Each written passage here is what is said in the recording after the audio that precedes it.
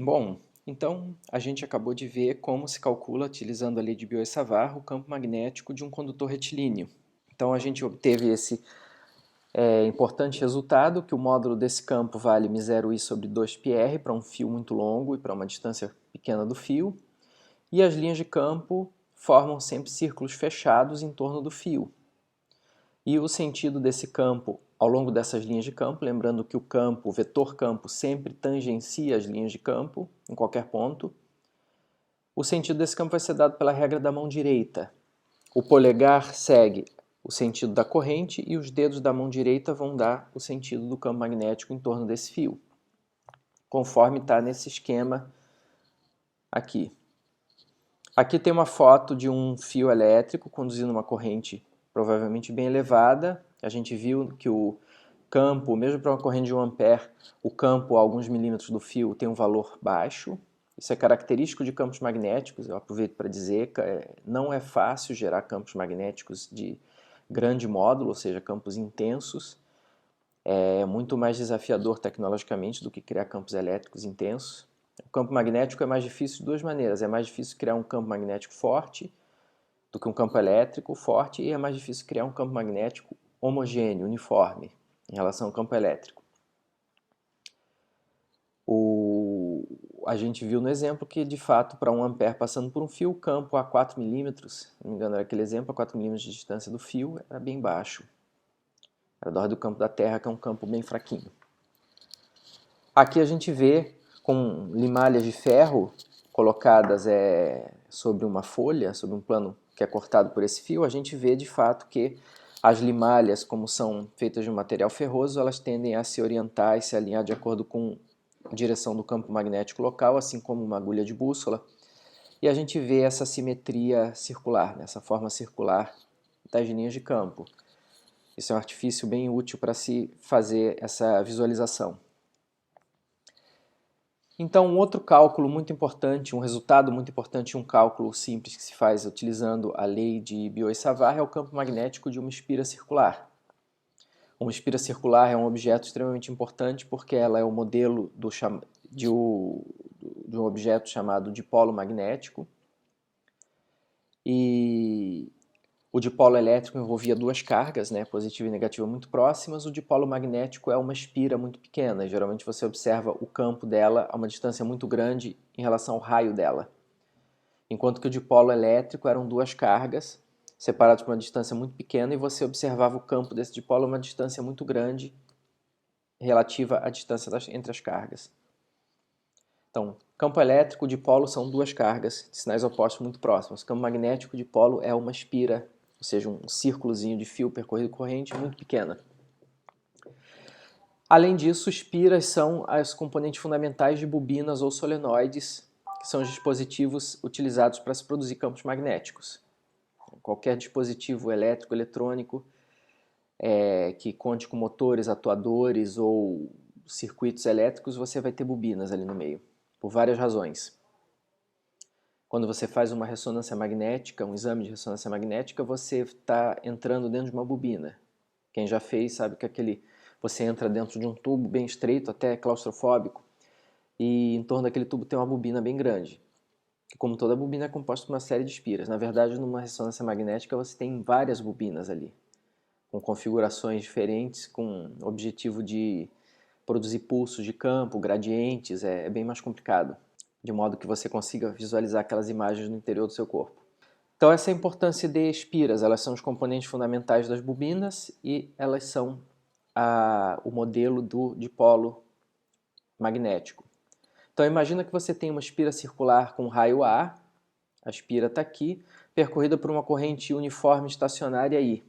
Uma corrente contínua, não varia no tempo e uniforme ao longo de todo o diâmetro do fio. Você pode considerar também o diâmetro do fio desprezível. Mas que tem uma corrente dando essa volta de raio A e saindo por aqui.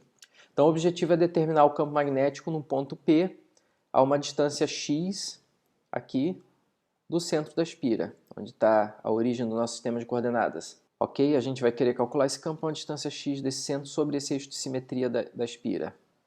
Esse problema vai ser um problema também análogo, de certa forma, ao anel uniformemente carregado, mas com campo, com geometria diferente, linhas de campo diferentes. Ok? Então a gente tem aqui o eixo da nossa espira ao longo do eixo X, o Y está para cima, o Z está para o lado, tá? Opa! Então, nossa geometria é essa. No centro da espira a gente tem a origem do sistema de coordenadas, a gente quer o campo num ponto P, que está uma distância X aqui do centro, ao longo do eixo X. Então imagina que eu pego aqui no topo da espira um DL. Esse DL vai estar uma distância, vamos fazer uma linha reta aqui, R do ponto P. O raio da espira é A. Logo, esse lado aqui é A, a gente tem um triângulo retângulo aqui.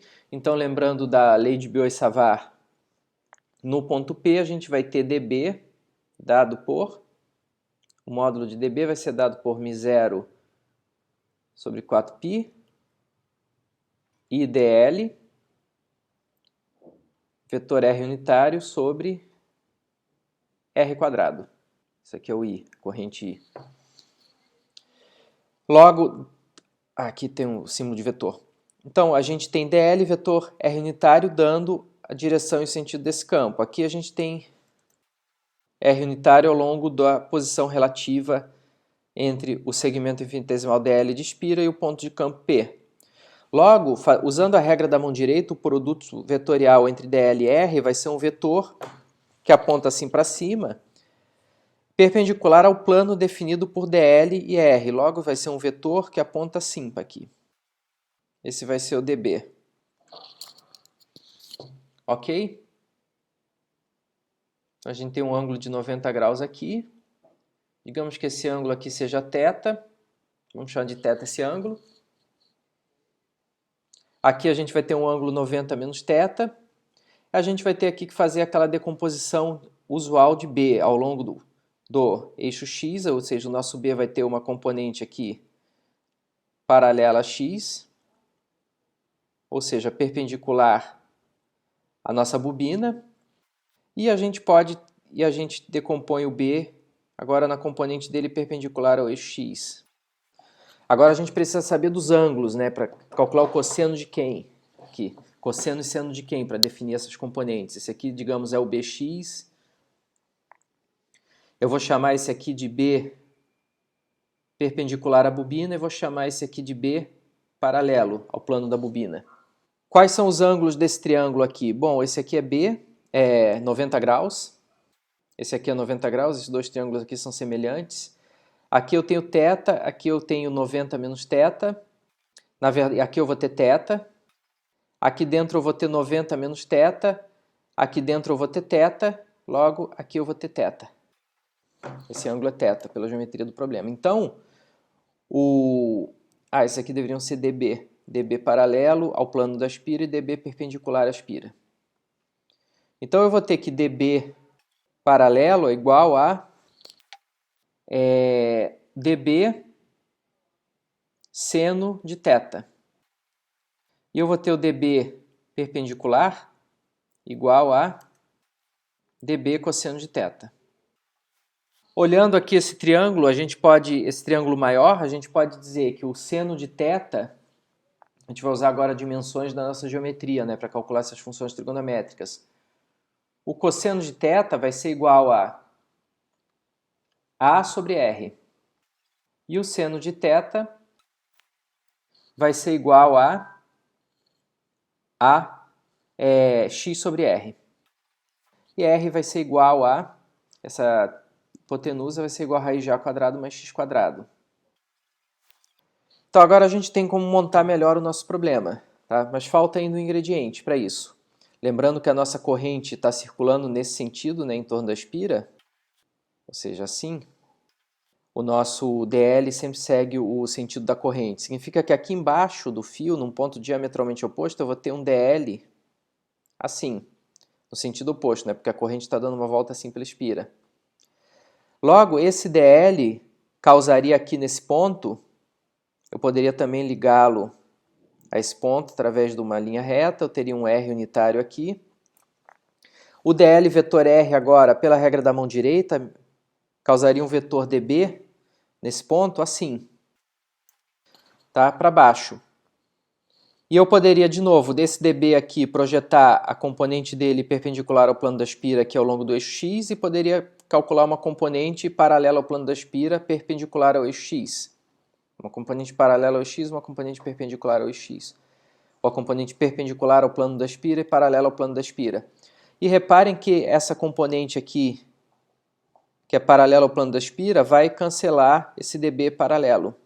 Enquanto que essa componente perpendicular ao plano da espira vai reforçar essa outra componente aqui, dB perpendicular. Então a gente tem a situação análoga ao que foi feito no cálculo do campo elétrico do anel uniformemente carregado. A gente vai ter, pela simetria do problema e pelo fato de a gente ter escolhido o eixo de simetria da espira, ter um campo perpendicular ao plano da espira. Porque a gente vai ter esse cancelamento entre componentes paralelas ao plano da espira, originando-se de pontos diametralmente opostos na espira, né, no círculo. Então a gente vai ter que calcular o dB perpendicular e dB cosseno de θ. Nossa integral vai envolver isso daí. Então a gente vai ter que somente dB perpendicular contribui e a gente vai integrar sobre ele. E logo o nosso campo, B de x, B no ponto, a distância x do seno da espira, no ponto P, vai ser igual a integral de dB perpendicular, que vai ser μ0i sobre 4π, integral dl vetor r. Dl vetor r a gente pode abrir esse produto vetorial. Isso vai ser a direção e sentido a gente já obteve. O módulo desse produto vetorial vai ser módulo de dl vezes módulo de r unitário, que é 1, vezes o seno do ângulo entre eles. O ângulo entre eles, entre dl e r, é sempre 90 graus. Eu tenho aqui no plano da espira, eu tenho dl assim, e o R sempre está fazendo um ângulo de 90 graus com ele. Logo, o seno vai ser 1. Então aqui eu posso ter dl vezes 1 sobre r quadrado vezes o cosseno de θ. O cosseno de θ é a sobre raiz de a quadrado mais x quadrado. E a gente pode incrementar isso mais, né? O dl é um elemento de arco ao longo do círculo. É um arco infinitesimal, é o comprimento de um segmento infinitesimal dessa bobina, dessa circunferência. Logo, o comprimento de dl vai ser A vezes dφ, onde dφ é um ângulo aqui no plano da espira, que eu defino aqui no plano da espira, igualzinho no problema de eletrostática. Isso vai ser a nossa variável de integração. Então eu posso escrever que o b de x vai ser igual a μ0i sobre 4π, integral de 0 a 2π, porque a gente quer somar todos os segmentos ao longo da circunferência, de ADL, Adφ vezes A, ou seja, A quadrado dφ, sobre o R quadrado, quem é? O R quadrado é A quadrado mais X quadrado. Quando eu multiplico por raiz de A quadrado mais X quadrado, eu vou obter o A quadrado mais X quadrado elevado a 3 meios. E a gente repara que ninguém aqui dentro dessa integral depende de φ, ou seja, depende da posição em que eu estou ao longo dessa espira circular. Ou seja, essa integral se torna trivial. Eu posso tirar o a quadrado sobre a quadrado mais x quadrado elevado a 3 meios da integral, e a integral fica a integral de dφ de 0 a 2π. O resultado é 2π. A integral é totalmente análoga ao caso lá do anel delgado uniformemente carregado na eletrostática. Então a gente vai ter simplesmente como resultado μ0i a quadrado sobre o 2π, que resulta da integral, vai cancelar esse 4π de baixo, vai sobrar 2 embaixo. 2 a quadrado mais x quadrado, 3 meios, elevado a 3 meios. Colocando em notação vetorial, esse campo vai estar sempre aqui ao longo do eixo x, o vetor campo magnético. Então a gente conclui aqui da conta que o vetor campo magnético sobre o eixo da espira, uma distância x dele, vai ser igual a μ0i a quadrado sobre 2 a quadrado mais x quadrado, 3 meios, e um resultado muito importante. Então a gente chega a esse resultado, que o campo magnético sobre o eixo da espira vai valer μ0i a quadrado, onde é o raio da espira, sobre 2x quadrado mais a quadrado elevado a 3 meios. Ele vai ter o sentido do eixo da espira. A direção desse campo, direção e sentido, podem ser dados pela regra da mão direita também. Você pega aqui o sentido da corrente sobre a espira, você segue esse sentido com os dedos da tua mão direita e o polegar vai indicar o sentido do campo, a direção e sentido do campo. Ok? As linhas de campo vão ficar como? Você imagina que a espira seja um fio enrolado, né, formando um círculo. As linhas de campo em torno do fio são o quê? Círculos fechados. Logo, se você tem um fio, você tem aquelas linhas de campo formando círculos fechados.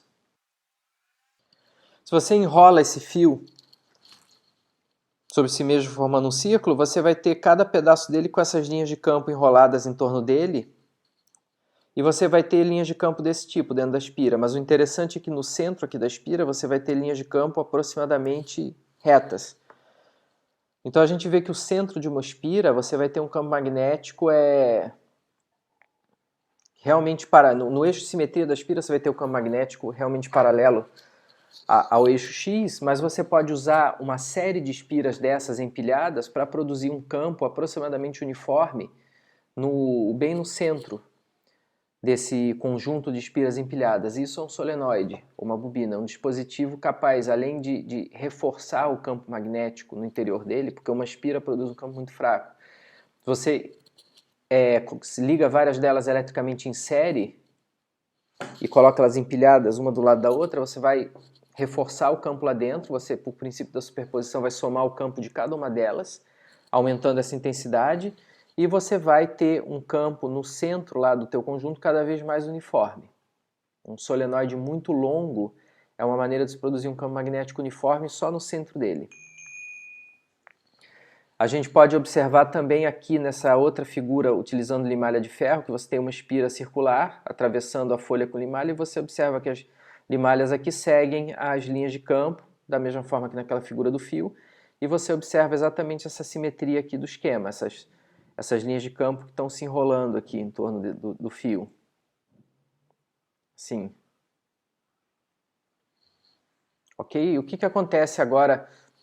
Bom, no caso do solenoide, a gente pode pensar como N espiras empilhadas e ligadas em série eletricamente, de forma que a mesma corrente passa por todas elas. Se você despreza o diâmetro desse fio, imagina que isso seja um objeto com espiras muito compactas e com fio de diâmetro desprezível, você pode dizer que o campo no interior do solenoide, no centro dele, é aproximadamente igual a N vezes o campo da espira.